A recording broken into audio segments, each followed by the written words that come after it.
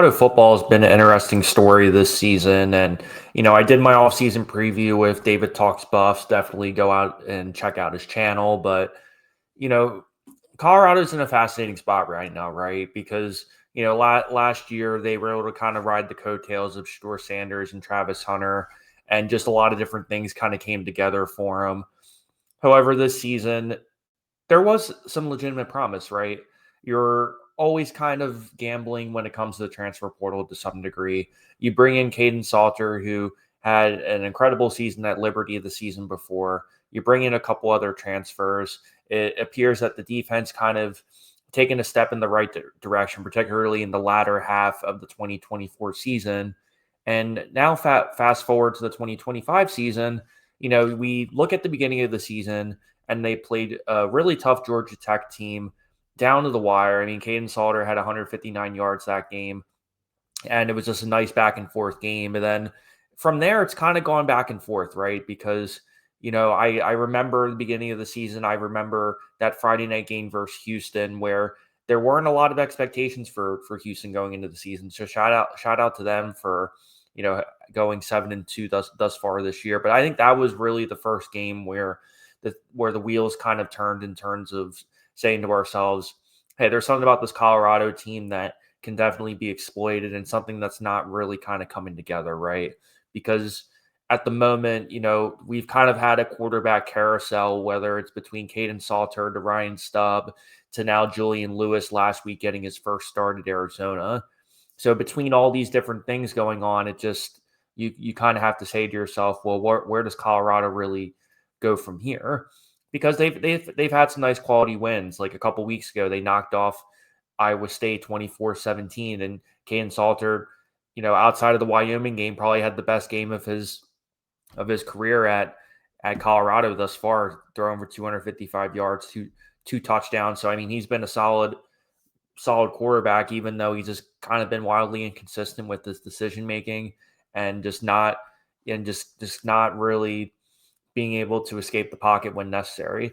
Now, granted, I've said this before last offseason in the sense that, Colorado's offensive line has still definitely been a problem for him, even last year, and it's definitely kind of coming to fruition this year. The best two examples we can see from this, I think I go back and think of the TCU game a couple weeks ago, and I also think of the Utah and Arizona game a couple weeks ago, the past 2 weeks, where I kind of said to myself, like, hey, these defenders are really just, quite frankly, just getting home in a really vulnerable way. And if you're a Colorado fan, I mean, this is really got to be pretty discouraging, especially when you look at an Arizona team who, quite frankly, Brett Brennan was on the hot seat going into the season, and now they're 5-3 going into this season, 2-3 in conference play. And then, just kind of some of the stats that we're seeing here. I mean, they've been outscored 81-7 in the first half of their games in the past 2 weeks. And, heading into the weekend, Colorado, they were ranked 15th in the Big 12 in terms of both offense and defense, and they're 13th in scoring defense and 14th in scoring offense.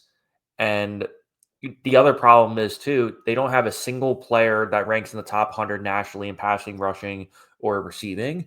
So the strategy last year where they kind of had more of a top-heavy team, this year they were kind of relying on a lot of different kids who were maybe elite at their group of five school, but not necessarily so much in a bigger platform. And you're kind of seeing this now, too, because when you kind of have this model of relying on different transfers, right, you can't necessarily sit there and say, oh, well, this is kind of a development year, or, oh, we just need a season or two to kind of gel. You could say it maybe Oklahoma State, for example, where they have a bunch of freshman quarterbacks, an offensive line that still hasn't really come together in terms of gelling, and also, coaching staff that presumably we'll find out in about a month or so who they end up hiring.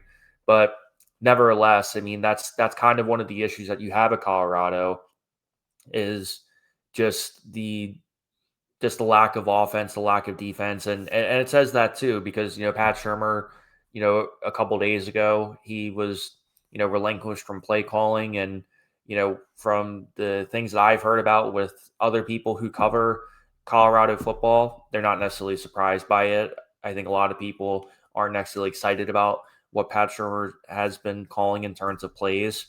I think they've been relying too much on the passing game and not really making any sort of effort at trying to at least get the run game going a little bit. So I think a lot of the teams like the Utahs of the world, the Arizonas of the world, TCUs of the world know that Colorado is relatively one-dimensional. And when you have a carousel of different quarterbacks who all kind of have a similar skill set, it kind of just leads you back into this, ever rotation of essentially having the same exact problem regardless of who your quarterback is. And, there's been different reports going out, right? I mean, they've talked about Deion Sanders' health possibly being an issue. But here's where things get kind of tricky, right? Because Deion Sanders signed a 5-year, $54 million contract before the start of this season after, one of the best seasons that they've had since 2016. So when you sit there and you say, if you're Colorado, like kind of where do you go from here? I will say first and foremost, I think there's going to definitely be some coaching staff, some really tough decisions in terms of your coaching staff and in terms of, what kind of adjustments you make going into the future. Because I'm not going to sit here and call for Deion Sanders to get fired. I think that's absolutely absurd. So anyone who's out here saying that is incorrect, because at the end of the day, regardless of what you're necessarily seeing on the football field in terms of record, I mean, nobody necessarily thought they're going to be 3-6 this year. But at the same time, the thing that Deion Sanders does really well that buys him time, most importantly, and also buys him some patience in this circumstance is the fact that he gets asses in seats. I mean, isn't that the most important thing if you're really a football program? When you sit there and you say, hey, that your football program, your basketball program, ultimately, quote unquote, your revenue makers, and your fans are still coming to the games, your students are still coming to the game. So for them to be able to kind of put that all together still, I think it's going to ultimately be able to buy Deion Sanders more time. Now, granted, there's definitely been some question marks in terms of his health. They talked about his amputated toe, for example, and some underlying issues. So we'll kind of see how much of that truly impacts him moving forward. But, he even said last offseason, hey, I don't care if my son's not here anymore. I still love coaching football. And I think that's certainly very evident. I think the one thing I've always admired about Deion Sanders, as much as I've been critical about him on this show at times, is that he never seems to avoid escaping responsibility. He always seems like the type of person that has said, like, hey, I'm going to hold myself accountable. I'm going to hold my coaching staff accountable. And most importantly, the kids accountable too. And that definitely has seemed to be consistent, throughout his tenure too. And, just a couple stats here to kind of really kind of drive home, kind of where this team is, at least from a statistical perspective. I kind of went a couple seconds ago about some of those things, but the Wildcats, Arizona, they held Caden Salter to just 27 rushing yards on the night, and they had 6 tackles for loss. They ran for 129 yards and 42 carries, which is roughly 3 yards per carry. And, not having that complimentary football definitely hurts them too. But I think most importantly is the fact that they're just not really good at anything. Like when I look at this Colorado team this year, there's not necessarily one thing that I can point out and say, you know what, this is the reason why Colorado is going to win this game, because between the quarterback carousel that they've had, the lack of a running game, the receivers are mediocre at best, and not to mention that your defensive line and your linebacking core have been missing assignments and missing tackles, and other teams getting relatively explosive plays all the time. You're just going to be in a situation time after time again where you're essentially just going to have a brand new roster every year. And then the conversation just becomes, well, how sustainable is this model really? And if you're a Colorado fan, I think the thing you kind of have to ask yourself is how can they kind of put this together in a way where hopefully they can at least build a little bit momentum into next season, right? Because, Colorado plays West Virginia this week on the road, to outside of Oklahoma State that I mentioned a couple seconds ago. They are essentially been kind of the bottom feeders of the Big 12. Now, granted, West Virginia is coming off a really strong win versus what was a ranked Houston team. So you have to give them give them credit for that. But, if you're Colorado going into this West Virginia game, what's really missing is that they really just need some sort of spark, some sort of way to get excited, because this has really just been kind of a dumpster fire, all things considered, too. Because, Julian Lewis, going into this season, he was supposed to be the the blue chip prospect that was supposed to be excited for Deion Sanders in a way that the fans could get excited again, right? And Caden Salter, he was supposed to be able to get this year, kind of ride the ship, maybe get them to a bowl game, and then hand over the reins to a Julian Lewis, let him sit behind Caden Salter for a year and Pat Shurmur and this offensive staff, and then going to his sophomore year, he'd be able to rest, learn a little bit, and by then he can just step in and let it rip and ultimately win football games, right? But at the same time, too, I think what starting Julian Lewis does open up to playing West Virginia too is West Virginia has, although they've had some really solid moments this year, I think this could be a really good game that if you want to kind of test out in terms of where Julian Lewis is at in his progression, I think West Virginia is the perfect game to do it, right? Because the pass defense has been pretty lackluster, needless to say, one of the worst in not only the Big 12 but all of college football.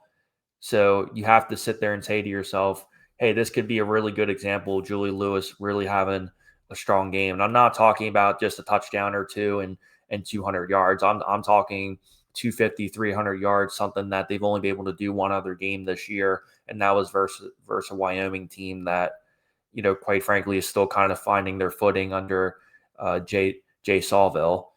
But in terms of the rest of this game, I mean, it's just really kind of difficult to navigate in terms of who can really win this game, because Utah did run for 422 yards against Colorado, and both teams have just given up so many explosive plays that you're kind of asking yourself, like, who in this game can even be mildly consistent at all in this game, right? Because for all the moments for West Virginia, for example, that we saw versus Houston, they also gave up over 300 yards versus TCU. And granted, we went into the year knowing that this Rich Rodriguez West Virginia program, we knew it was going to be in kind of a rebuild where it was going to take at least 2 to 4 seasons to really kind of put this together. But this Colorado team has been firmly established, regardless of whether or not, you have the different transfer portal guys and whatnot too. But, to me, this Colorado team, especially now that you have a new play caller now, to me, this really is the game that if you're a Colorado fan, you have to circle on your calendar and say, we have to find a way to get some stops, because Colorado's at least rushing defense has been awful. And, when you have a West Virginia team who's coming off a win versus Houston, to me, this feels like a game that can really kind of help Colorado get in the right direction too, because, I mean, Scotty Fox Jr. has been solid for West Virginia. Jared Bowie's another guy to keep your eyes on if you're West Virginia. But at least for me, this is a Big 12 matchup that I definitely think a lot of people have to be excited for. I think if you're a Colorado team, you have to be at least a little bit apprehensive, a little bit nervous about what you've seen from them.